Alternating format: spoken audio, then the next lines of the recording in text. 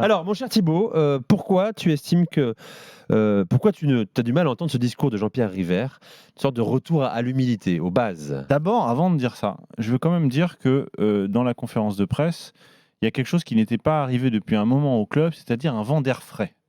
Ça faisait un moment, parce que c'est dire si le contexte était lourd à Nice depuis plusieurs mois, on a un vent d'air frais avec un Francesco Farioli manifestement très content d'être là, très souriant, très affable, avec un Jean-Pierre River, un Flo Ghisolfi plutôt disposé à répondre aux journalistes, une ambiance plutôt comme ça, j'allais dire amicale, quoi. Donc ça, c'est quand même une nouveauté dans le contexte niçois, parce que ça fait quand même un moment, je passe les mois à Galtier, la tension répétée sur des mois et des mois, plus la tension avec Lucien Favre et ensuite avec Digard. Bon, ça fait quand même un moment qu'on n'a pas eu une comparution, enfin une conférence de presse, pardon, dans un climat plutôt allégé. Voilà. Ceci étant dit maintenant, est-ce que passer un bon moment, être affable, est-ce que être bien intentionné, ça suffit? Moi, je ne sais pas. On a entendu très bien ce que disait Jean-Pierre River là. Je ne sais pas si la stratégie, alors là, on parle de la com, on verra. Une feuille de route va être présentée plus tard, mais quand, c'est un peu mystérieux.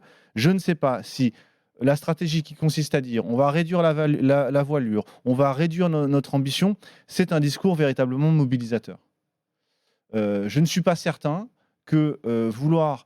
Alors, je comprends les intentions. Je comprends pourquoi il y a une volonté de rationaliser, d'après les mois de crise successifs, les investissements, les ambitions, les projets de Champions League qui n'arrivent pas, etc., qu'on ait envie d'être réaliste. Je le comprends. Sauf que je ne crois pas que, déjà, bon, changer de stratégie tous les ans soit une bonne stratégie, hein. Ce qui compte aussi, c'est la constance, première chose. Et deuxième chose, est-ce que ne pas vouloir présenter de feuille de route, comme le dit Florent Ghisolfi au début de la conférence de presse, et se contenter on va réduire la voilure et on joue plus vraiment l'Europe, on la joue un peu peut-être, est-ce que c'est ça qui va remplir l'Alliance? Tu avais Sachant que déjà du mal à la remplir en jouant l'Europe. Donc, ouais. tu avais du mal à la remplir à jouer l'Europe, mais pas parce que tu jouais à peine Oui. l'Europe, mais surtout parce que tu jouais très mal. Les années Vieira, c'était très difficile. La saison Galtier, ça a été très difficile, alors que c'est l'une des meilleures saisons d'un point de vue sportif. Et la dernière saison passée, je t'en parle même pas. Moi, je me souviens, je sais pas, du quart de finale contre Bâle, le stade était plein, les gens ont envie de voir ça. Et au bout de 10 minutes, le match était terminé. Donc, je pense que ce qui manque encore, ce qui moi me plaisait dans le projet Ineos, la seule chose qui me plaisait, c'était l'exigence. Et on ne peut pas renoncer à l'exigence quand on est un club comme le GC Nice, qui est un club, rappelons, un club Tu parles centenaire. pas d'ambition, tu parles Je d'exigence, hein. parle d'exigence. L'exigence, ça ne veut pas dire faire Champions League. Ça veut dire qu'on peut faire les choses, mais on va faire les choses en se fixant des objectifs à notre niveau, à notre hauteur, avec un discours d'exigence où on ne laissera plus passer les discours d'accommodement, les discours d'excuses. Non, on a besoin, je dis on, je parle en général, Ouais. mais, et à Nice en particulier, ce qui manque, c'est de l'exigence et de la constance dans l'exigence. Le problème du discours, un peu de la calinothérapie, qui était un peu le discours de Digard, à mon avis, fait du mal au progrès du club. Le club a besoin d'avoir des gens qui, en place, soient de grands professionnels et qui soient capables de pousser les joueurs le plus possible et pousser l'ensemble de l'organigramme, je ne sais pas dire dans ses retranchements, mais créer un contexte dans lequel va émerger la performance. La performance n'émerge pas d'un coup de baguette magique, elle n'émerge pas tout à coup parce qu'on a décidé, elle émerge parce qu'il y a un contexte qui la rend possible. Et pour que ce contexte soit possible, il faut que tous les éléments du club communiquent la même exigence. Or, quand je vois que Jean-Pierre River, à peine un an après son discours et la prise de parole de Lucien Favre au début de saison qui dit qu'il va jouer la Champions League, qui tout à coup change de stratégie sans que, à la limite, je suis désolé, alors j'ai mal écouté, mais j'ai pas entendu une seule question sur ce sujet-là. Non. Il s'est pas expliqué sur le bilan de la saison. Je dirais, le premier devoir, c'est d'abord de dire où est-ce que tu t'es trompé, pourquoi tu t'es trompé. Et effectivement, je pense que les personnes qui sont en place sont les bonnes personnes pour faire ça. Mais on ne peut pas faire l'économie d'un discours critique sur ce qui s'est passé et surtout d'un discours, je répète, de l'exigence. C'est ça qui est central dans un club de haut niveau et c'est ça qui va te permettre de progresser. Et pour l'instant, je ne l'ai pas entendu. Bon, après, on peut imaginer que c'est un discours de façade, que c'est un décalage entre ce qu'il dit aujourd'hui en conférence de Certainement. presse, après être allé trop loin les années précédentes, et qu'ils veulent revenir devant les micros Ça à avait plus été d'humilité. dit, mon cher Et que- Nico, ça avait été dit sur le même ton de dilettante comme il l'a dit là. Oui. Ça C'est vrai avait été dit, oh, ben, on va jouer à la Ligue des C'est vrai, Champions. c'est Ça n'a vrai. pas été présenté Tout à comme fait. un projet. Ça a toujours été dit de manière un peu désinvolte. Et je ne crois pas que cette désinvolture rende service à la stratégie C'est du vrai. club. Bon, je rappelle que depuis que Ineos a pris les destinées du gym, fin 2019, c'est 2 9e places en Ligue 1 et une 5e place. Donc pour l'instant, le projet est vraiment Et une pas finale de lancé. Coupe de France. Si on parle de projet. Flo, Bah, et après écoute, j'accueille Quentin au 32-16. je dirais que, contrairement à Thibaut, moi, ce projet me plaît, me paraît mieux dimensionné. Donc, je pense que je parle du projet avec le nouvel entraîneur. Et la leçon donnée aux autres clubs en Ligue 1 cette année, c'est Lens qui l'a donnée.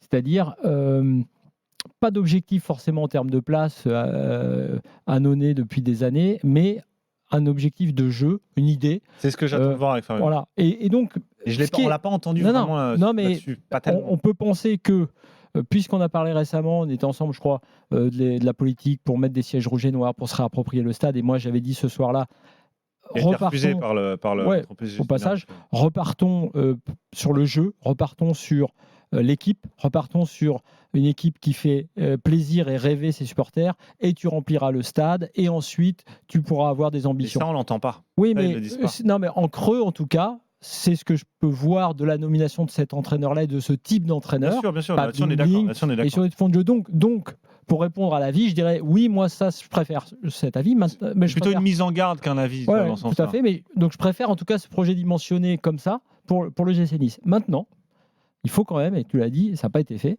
il faut tirer le bilan de ce qui vient de se passer depuis 4 ans. Et là, C'est un échec. et là, c'est les malheurs d'un sophiste. C'est Jean-Pierre River, en l'occurrence. Parce Oui. que Jean-Pierre River est capable de te dire, comme tu viens de le dire, et son tout et contraire. son contraire, avec la même attitude, le même sourire. La même chemise. On joue la même chemise blanche, on joue la Ligue des Champions, enfin, on va concurrencer le PSG, on va essayer d'être en Ligue des Champions tous les ans, Nos actionnaires on va sont être dans le formidables. top il le 4. dit à chaque fois. Voilà. Oui, bah, ils sont formidables, ils ne le dégagent pas, lui, Mais il est c'est toujours là. ça qui est dingue. Donc, si tu veux. C'est que la désinvolture, elle est là aussi, quoi. C'est maintenir Jean-Pierre River Mais à son poste de responsabilité. Pourquoi Elle vient d'Ineos. Ouais, c'est l'ancrage local. Un peu. Non, parce que Ineos, depuis 4 ans, que moi je réclamais tous les ans en disant très bien, mais montrez-le, prouvez-le avec l'argent que vous voulez faire de Nice un gros club et qu'ils ne le faisaient pas parce que leur objectif d'aller acheter un gros club en Angleterre, que Jim Ratcliffe a filé Nice à un moment donné comme une danseuse à son frère qu'il a ensuite viré parce que ça ne marchait pas, c'est un scandale. En fait, il y a eu le casse du siècle avec Spatgeri à Nice et là c'est l'arnaque, c'est l'arnaque Sans du une siècle. violence. Hein. Non, mais c'est l'arnaque du siècle. Ineos et Ratcliffe n'ont rien à faire de Nice. Et donc, qu'est-ce qu'ils trouvent aujourd'hui comme solution ? On va revenir à un projet, les gars. Bah oui, le projet qui est comme Ils vont t'as dit, revenir à Nice, ça ne sert à rien d'avoir Ineos pour faire ça. Voilà, tu as perdu 4 ans. Tu as perdu 4 ans à faire rêver faussement les supporters, à balader la mairie, les supporters et le les foot joueurs français en et général le foot aussi. français, Oui. à faire croire que, alors que d'ailleurs on en avait des indices, puisqu'à chaque fois qu'ils disaient qu'ils allaient remettre au pot ou qu'ils allaient développer, ils ne le faisaient pas, et qu'on apprenait qu'ils faisaient des offres à 65 millions pour aller racheter Chelsea. Donc, tu as bien compris le truc. Donc, en gros, Nice 3,5 milliards Chelsea. se fait 3,5 milliards.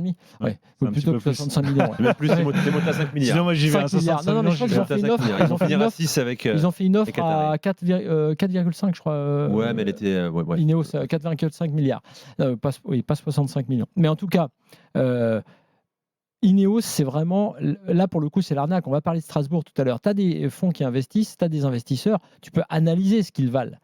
Ce Ineos, qui est étonnant parce que c'est un non, mais Anglais. Ineos, On c'est s'attend connu. quand même à ce que le type connaisse un peu Non, le mais ballon. Ineos quoi. a pignon sur rue, il n'y a aucun problème, ils ont des moyens considérables. Je dis juste que pour Nice, en fait, ils ont baladé tout le monde et maintenant ils reviennent à un projet qui sont largement capables d'assumer, entre guillemets, financièrement, ça on sait.